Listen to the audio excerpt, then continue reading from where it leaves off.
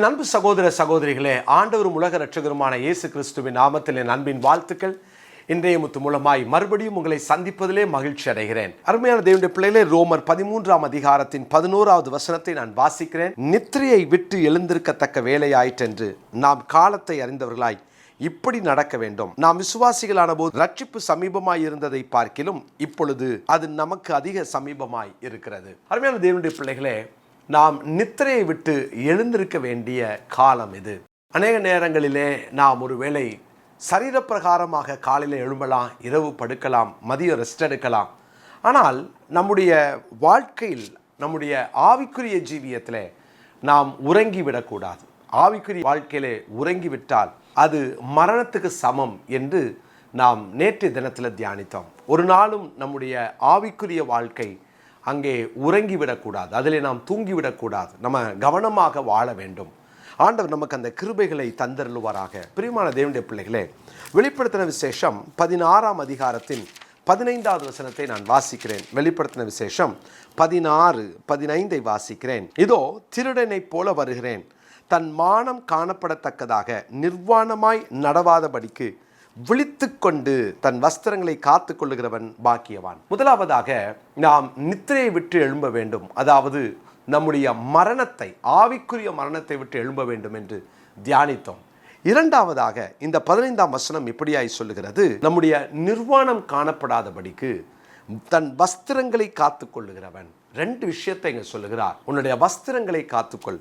பிரியமான தேவனுடைய பிள்ளைகளே, நம்முடைய வஸ்திரத்தை எப்போதும் கவனமாக நாம் உடுத்துவோம், மிக ஜாக்கிரதையாக உடுத்துவோம். ஒருவேளை இந்த காலகட்டங்களில், இந்த நாட்களில், நூதனமான உலகத்தில் இன்றைக்கி மிக மோசமான ஆடை அலங்காரங்களை எல்லாம் இந்த உலகத்தில் நேரடியாக உலகத்தில் நடமாடுகிறதை, உலகத்தில் அது பழகிவிட்டதை நாம் பார்க்கிறோம். இது இந்த காலத்து ஃபேஷன் அப்படின்னு சொல்லி வாழ்கிறோம். ஆனால் ஆவிக்குரிய வாழ்க்கையில் நாம் நிர்வாணிகளாக, ஆவிக்குரிய வாழ்க்கையில் நம்முடைய வஸ்திரங்களை இழந்தவர்களாக இருக்கக்கூடாது. அது எவ்வளவு அருவருப்பு என்பதை நம்ம கவனிக்க வேண்டும். ஆண்டவர் சொல்றார், நீ விழித்து கொண்டிரு. கொஞ்சம் அசதியாயிட்டோன்னா நம்முடைய நிர்வாணம் வெளிப்பட்டு விடும். கொஞ்சம் அசதியாயிட்டோன்னா நம் வஸ்திரத்தை இழந்து விடுவோம். பிரியமானவர்களே, உங்கள் ஆவிக்குரிய வஸ்திரங்களை நீங்கள் கவனமாய் காத்து வருகிறீர்களா? அந்த ஆவிக்குரிய வஸ்திரம் எவ்வளவு ஜாக்கிரதையாக இருக்க வேண்டும் இல்லையா? பிரசங்கியின் புஸ்தகம் 9ஆம் அதிகாரம் 8வது வசனத்தில், உன் வஸ்திரங்கள் எப்பொழுதும் வெள்ளையாயும் உன் தலைக்கு எண்ணெய் குறையாததாயும் இருப்பதாக. அவர் சொல்றார், உன் வஸ்திரம் எப்பொழுதும் வெள்ளையாக. ஒருவேளை அதனால நான் ஒயிட் போட போறேன் அப்படின்றது இதனுடைய அர்த்தமானா இல்லை. இது கரைப்படாததாக இருக்க வேண்டும். வஸ்திரத்தை காத்துக்கொள், அதுக்கு விழித்திருந்து காத்துக்கொள்னு சொல்றார். கொஞ்சம் உறங்கிட்டா கூட நம்முடைய வஸ்திரம் கரைப்பட்டு விடும். கொஞ்சம் உறங்கிட்டா கூட நம்முடைய வஸ்திரத்தை நாம் இழக்க நேரிடும். அருமையான தேவனுடைய பிள்ளைகளே, நோவா தன் வஸ்திரம் விலகினதை அறியாமல் அவன் உறங்கி கொண்டிருந்தான். ஒருவேளை அந்த நாட்களில் அந்த நோவாவுடைய மானத்தை பார்த்ததினாலே அவன் மகன் சபிக்கப்பட்டு போனான் என்பதை பார்க்கிறோம்.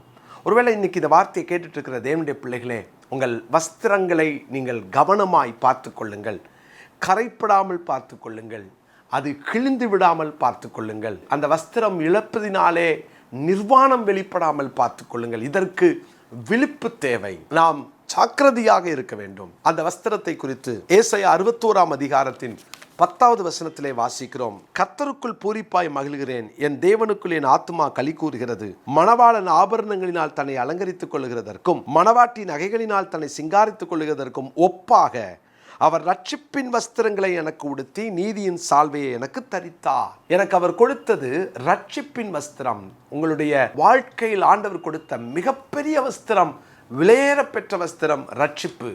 இந்த ரட்சிப்பு என்ற வஸ்திரத்தை யார் ஒருவன் இழக்கிறார்களோ அல்லது அது கிழிந்து போக இடம் கொடுக்கிறார்களோ அவங்களுடைய நிலைமை பரிதாபம். பிரியமானவர்களே, உங்கள் வாழ்க்கையில் தேவன் கொடுத்த இந்த ரட்சிப்பு என்ற வஸ்திரத்தை மிக கவனமாய் பார்த்து கொள்ள ஆண்டவர் கிருபை தருவாராக.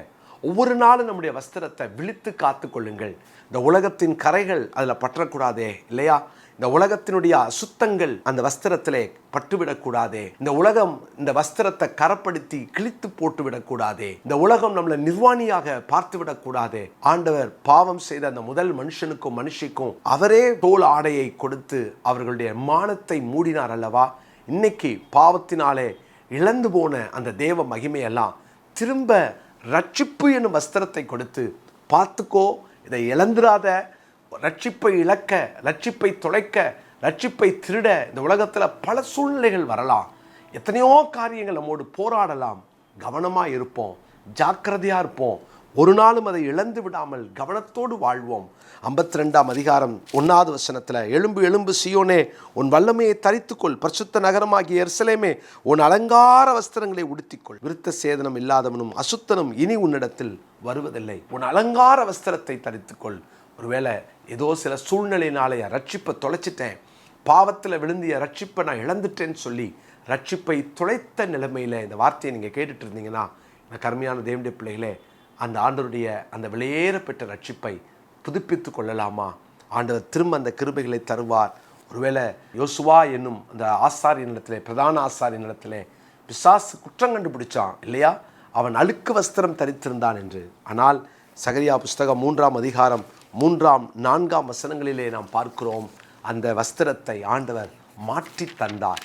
அவன் நிர்வாணம் காணப்பட்டு விடாதபடிக்கு ஆண்டவர் கிருபையாக யோசுவாவுக்கு கர்த்தர் ஒரு புது வஸ்திரத்தை, கரைப்படாத வஸ்திரத்தை கொடுத்தாரே. இன்னைக்கு இந்த வார்த்தையை கேட்கிற உங்களுக்கும் எனக்கும் கர்த்தர் அந்த கிருபைகளை தருவாராக, புதிய வஸ்திரத்தை தருவாராக. ஒன்று விழித்து கொண்டு ஜாக்கிரதையாக வஸ்திரத்தை கரப்படாமல் காத்துக்குவோம், கிழியாமல் காத்துக்கொள்வோம், அதை தொலைக்காமல் காத்துக்கொள்வோம். கர்த்தர் அந்த கிருபைகளை தருவார். இந்த நாளுக்குரிய மனப்பாட வசனமாக ஏசாயா 52:1 குறித்து கொள்ளுங்கள். ஏசாயா 52:1 ஜெபிக்கலாமா? நல்ல தகப்பனே, எங்கள் வஸ்திரத்தை கரைப்படுத்தாமல், கிழிந்து போகாமல், இழந்து போகாமல் ஜாக்கிரதையாய் விழித்து கொண்டு காத்துக்கொள்ள எங்களுக்கு கிருபை தாரும். நாங்கள் எங்களுடைய அசதியினால எங்கள் ரட்சிப்பு என்னும் வஸ்திரத்தை, நீதி என்னும் இந்த சால்வையை நாங்கள் இழந்துடக்கூடாது, தொலைச்சிடக்கூடாது. எங்களுக்கு கிருபை தாங்கப்பா. இந்த வார்த்தை கேட்குற ஒவ்வொருவரும் கவனமாய் கர்த்தருடைய வருகை பரியந்தம் அந்த ரட்சிப்பை காத்துக்கொள்ள கிருபை பாராட்டும் உதவி செய்யுங்க. இயேசுவின் நாமத்தில் ஜெபிக்கிறோம் நல்ல பிதாவே, ஆமென். பிரியமான தேவனுடைய பிள்ளைகளே, இந்த 1ஆம் தேதிக்குள்ளாக நம்முடைய விங்ஸ் ஆஃப் விக்டரியினுடைய பணிகளுக்கு சுமார் 5.5 லட்சம் ரூபாய் நமக்கு தேவை. ஜெபம் பண்ணிக்கோங்க. இன்றைய முத்து பார்க்குற ஒவ்வொருவரும் மாதம் 1000 ரூபாய் நம்முடைய சமூக பணிகளுக்காக, ஒரு டயாலிசிஸ் பேஷண்ட்டை நீங்கள் தாங்கலாம், ஒரு பீடியாட்ரிக் தெரப்பி சென்டரில் இருக்கிற ஒரு குழந்தைய தாங்கலாம், IAS படிக்கிற நம்முடைய அருமையான வாலிப பிள்ளைங்களை நீங்கள் தாங்கலாம், அல்லது நீங்கள் வேதாகம கல்லூரி படிக்கிற ஒரு குழந்தையை நீங்கள் தாங்கலாம், அல்லது நீங்கள் ஒரு லைவ்லிஹுட் சென்டரை நீங்கள் தாங்கலாம், ஒரு முதியோர் இல்லத்தில் இருக்கிற ஒரு வயதானவங்களை நீங்கள் தாங்கலாம். ஏதோ ஒரு காரியம் உங்கள் மூலமாய் ஒரு 1000 ரூபாய் கொடுத்து தாங்க நான் அன்போடு கேட்கிறேன். ஒருவேளை இந்த நாட்களில் நான் கொடுக்குறேன் அப்படின்னு சொல்கிறவங்க, உங்களுக்கு தெரிந்த ஒரு சிலருக்கு இதை சொல்லி நீங்கள் அவர்களையும் உற்சாகப்படுத்துங்க. நீங்கள் வாங்க, முதியோர்களோடு வந்து உட்காந்து நீங்கள் நல்லா டைம் ஸ்பெண்ட் பண்ணலாம், அவங்களோட பேசலாம், ஜெபம் பண்ணலாம், ஆண்டவருடைய அன்பை சொல்லலாம். ஆண்டவர் உங்களை ஆசீர்வதிப்பார். நம்ம ஊழியத்துக்காக ஜெபம் பண்ணுறீங்களா? தொடர்ந்து ஜெபம் பண்ணிக்கோங்க. இணைந்து நாம் ஆண்டவர் நாமத்தை மகிமைப்படுத்துவோம். இன்னும் பெரிய தரிசனங்களை எல்லாம் கர்த்தர் கொடுத்திருக்கிறார். சேர்ந்து செய்வோம். கர்த்தர் மாத்திரம் மகிமைப்படுவாராக. ஆமென்.